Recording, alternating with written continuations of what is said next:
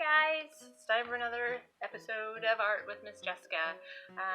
This is a project that is supposed to have been for my first graders. It's based on a project that we would have done if we were at school. We are going to be doing a watermelon nameplate, and I'll kind of show you what we're going to be doing. After we're done, I'll show you what it looks like. I'm going to give you a list of supplies. It's pretty easy, and I think we should go ahead and set those creative juices aflow and get started on our art. Okay?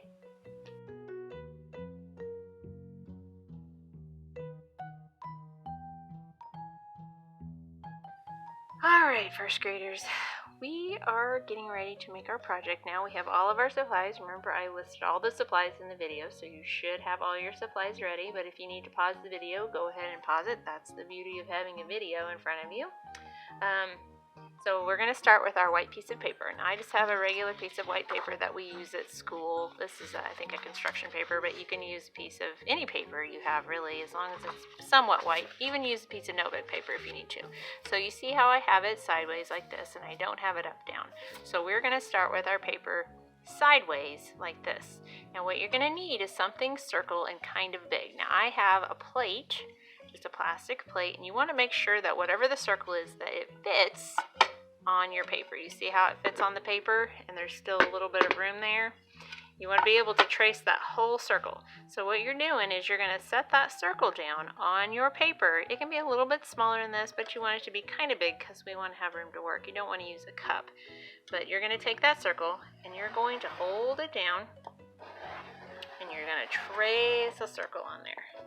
Make sure it's nice and heavy so that you can see that circle. So you see I have my circle. Now I don't need my plate right now.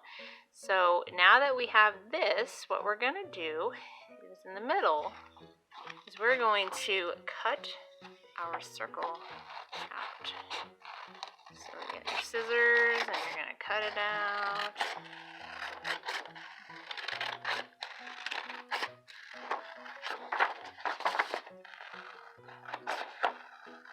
You want to use your best cutting. You want to make sure you're taking your time so you get on that line, because it's not going to work real good if you don't cut that circle out really well. Because if you don't have it even on the sides, then when we do our next step, it's not going to work as good.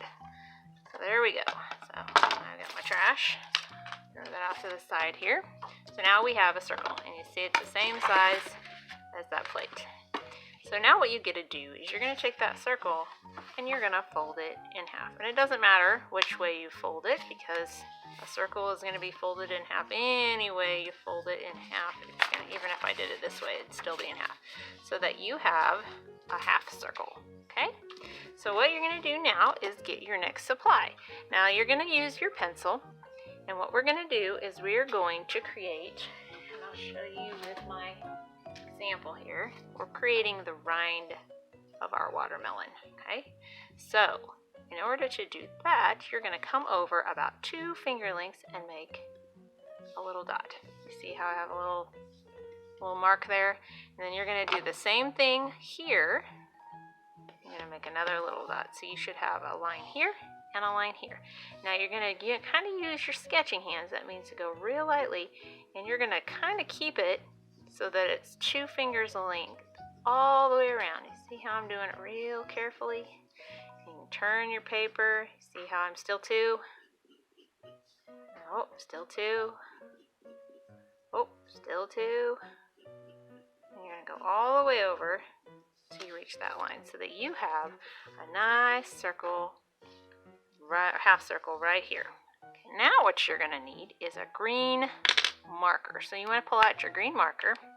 Put my cap right there so I don't lose it. Now you're going to trace that line. Go all the way around that line and trace it real nice so that I've got my rind of my watermelon started. Okay, alright, you probably saw my cat's tail there. He's walking around me. That's Lucas. Okay, so now what we need is to make our rind. So if you don't feel comfortable doing this with a marker, I can just, well, I'm going to go ahead and just do this so the video is not too long. But so you're just going to make a wiggly line and then another wiggly line. And you move over a little bit, make a wiggly line and another wiggly line. Move over a little bit, make a wiggly line and another wiggly line. And we're going to do that all the way around so that we have lots of wiggly lines. Yours can be a little bit thinner, a little bit wider, and then you're going to fill in all of those lines.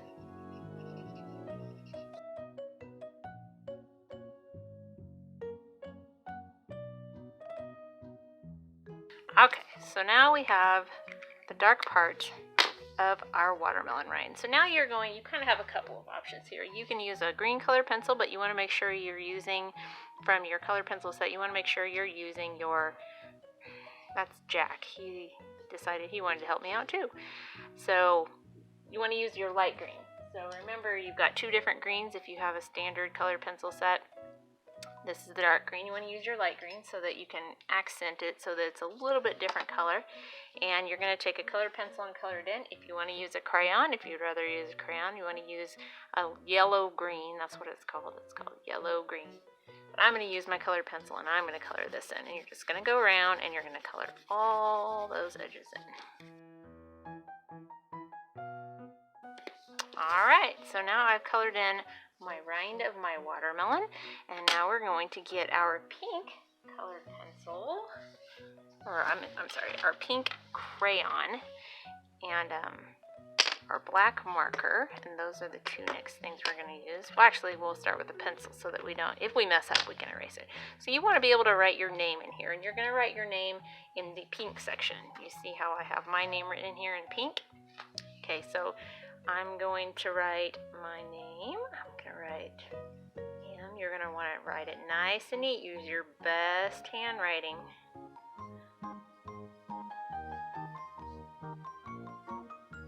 I'm using all capitals because I think it looks nicer.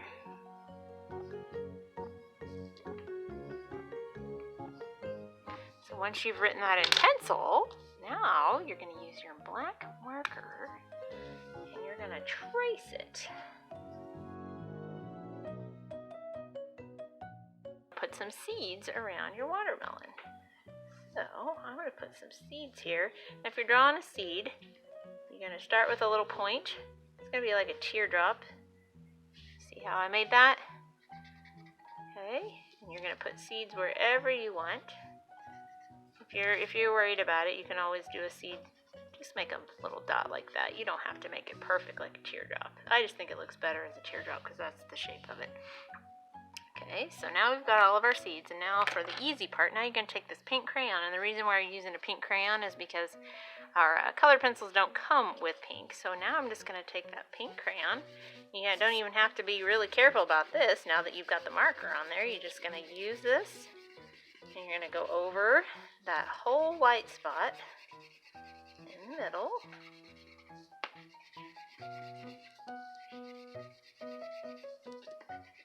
I'm going to go over it a couple of times here just so it's nice and pink. Alright. And then I'm just going to give a little bit of an accent. So there's another color, it's called red violet. It's kind of got some pink in it. And I'm just going to go down here on this little edge right here and give it a little extra pink to make it a little more poppy off the page. Go around that. You don't have to do a lot. See how it makes it kind of stand out? Alright, now we're going to use, this is kind of fun to use when you use purple on here so you can see. So you're going to open up, you have that half circle just like this. And you're going to take this half, not the half you colored on, but the half that is just plain white.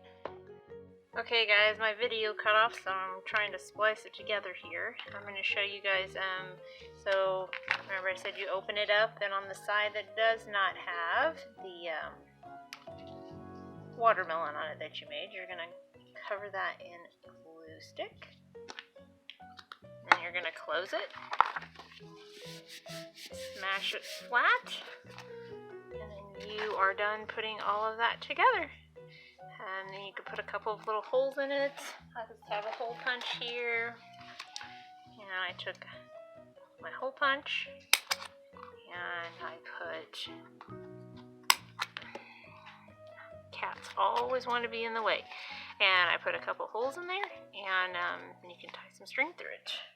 So now you have your watermelon nameplate. Alright guys, so that was our watermelon nameplate project. It's a little bit different than I would have done if we were at the school. We would use a little bit different supplies, but use what you can with what you got. So as you can see, I used that hole punch. There's 2 holes in it, and I tied just a plain piece of yarn or a green piece of yarn to it so that I can hang it up. You can do the same thing. You can use string, use an old shoelace that you aren't using anymore. You can use a pipe cleaner, and you can hang it up on your door, hang it up in your room, wherever you want to hang it. If you want to show me what your nameplate looked like, one of your parents or whoever grown up that you have in your house can like the Facebook page, Miss Jessica's Art Room. And on this video post, you can upload a picture of your awesome nameplate, maybe with your smiling face, because I miss seeing your guys' smiling faces, in a picture, and show me what you have. Until next time, I'll see you later. Bye!